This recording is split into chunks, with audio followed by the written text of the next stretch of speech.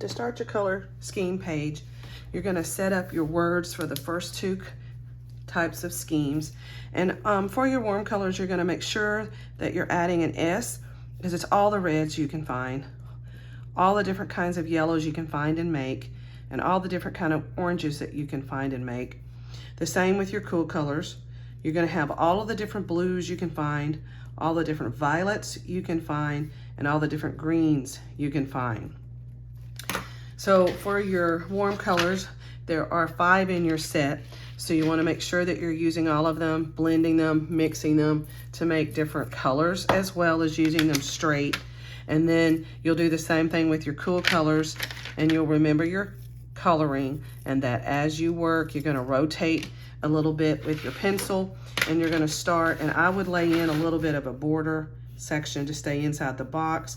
You can start with your yellow, then you can do your yellow oranges, you can work into your orange, red oranges, and then your reds if you want. You can start with red if you would rather and work your way over. Remember that Prismacolors are usually pretty smooth. Color for a few seconds and rotate it. And then as you do it, you're gonna have your pure color, but you're also gonna have your colors blended and mixed together. So if I go next and I wanted to do my yellow oranges, if you remember to look at your color wheel, then I'm gonna lay that in, and then at the same time, I'm gonna blend it in and create a edge here and create a different kind of yellow orange, mixing it with actual yellow, rather than just using red and yellow to create all of my colors. And then you're going to keep working your way over, and you're going to do that on the whole section. Rotate it while you work. And then again, prepare your orange. So that gives you a different kind of yellow orange as well. And you can mix yellow on top of that if you wanted, or you can come back with more of that particular marigold color. And you're going to do this across your box so that you get different colors of your warm and cool colors that you are going to make. Then you're going to do the same exact thing with your cool colors. I said that wrong, I'm sorry, your warm colors. Then you're going to do the same exact thing with your cool colors. And this one, you have a lot of different colors. The one thing you have to remember is that blues can mix with greens, but violets cannot. So if you wanted to start with your greens, you can work your way with your greens over. You could start with your blues and work your way over, and then depends on what you start with as to what would be in the middle. But just remember, it's the same process as your warm colors. You're going to make sure you're staying in your box. You're going to color side to side in order to make all of these things blend together and make new colors as you work. You could take and put a different green on top of that green. You can take and put green. There's a dark green you could put on top of that. There's blue green that you could create if you wanted to mix with that. And you're going to lay these in here, and you're going to blend again as they meet. And you're going to work your way across, showing all of your cool colors. You can then start mixing. If you wanted to do the dark green, you could do that. You could start and create a blue green and start in your blues as well. You can come back then and make sure your edges are disappearing. And then you're creating all kinds of cool colors, as well as using the straight colors that you have. Now, when you get to the monochromatic color scheme, you have to remember that you always put your lightest color first, and that's always going to be your white. So I went ahead and I set up your box so you would kind of have a guide for you.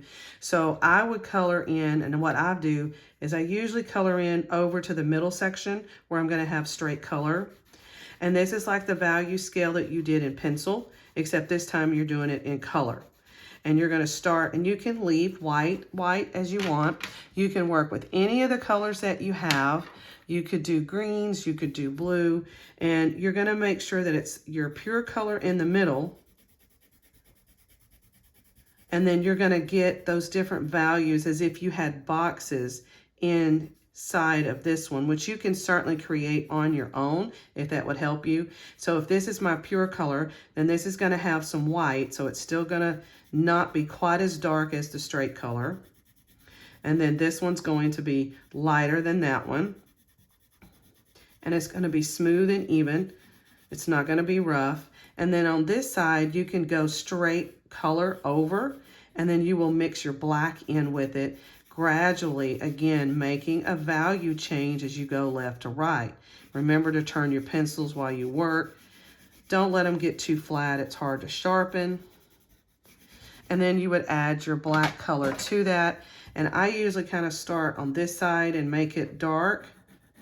Create my edge. And you could do the same thing again. You could come in and create some sections if that helps guide you, or you can just estimate and just wing it. And then one of the things about adding these colors is that you can come back on top of them and just keep mixing them until you get it the way you want it. So you can use any color that you have access to for your monochromatic color scheme. So I chose violet for this one, and you're supposed to be able to see the gradual change as you work across until you get to the darkest of dark colors. Your analogous colors are 3 colors that are just going to be straight from the color wheel, and you can use any of the colors. You can use the 2 examples here, or you can make up your own. And it's the same process. You'll start with whatever color that you want. So for example, if you wanted to do green, you could start with your green and you could work over to your yellow green. But remember, lightest color is always first. So I can start and do my yellow to my middle. And you're gonna color slower. I'm gonna set this up pretty quick. And then you'll have your yellow green in the middle, and then your straight green on the right-hand side, if that's the color scheme that you picked. This one is the red, orange, and orange. And again, you want to make sure everything's blended together and smoothly. The bottom one already has your complementary colors set up for you. Red and green, blue and orange, and yellow and violet. And what you're going to do is you're going to do both. You're going to have straight color. And you have 3 different blues, for example. So you could use the one that calls it the indigo blue, which is a dark blue, or you can use the lighter blue if you wanted one of the 2 lighter blues. You're going to have straight color. Same thing. Give yourself the borders, stay inside your space. And then in the middle is where you're going to mix the 2 together. So let's say I'm using this particular blue one. I can lay the orange in first because they're pretty close together. Always try to do your lighter color first. Turn your pencils while you work. And you're going to have your straight color on one side, and you're going to have a brownish color on the middle, because your goal is to see what kind of intensity change the colors make when you mix 2 complements together, which is what their purpose is. It's not to create anything that's too pretty, it's to give you a intensity change. So you're going to do 3 of your color schemes, your red green, blue orange, and yellow violet, and you can see how they turn a brownish color, and then depending on with light or dark, whether or not you're getting a darkish brownish color, depending on what colors you choose as well. So this is what your color scheme page is going to look like. And you need to make sure you're blending and smoothing and working yourself left to right.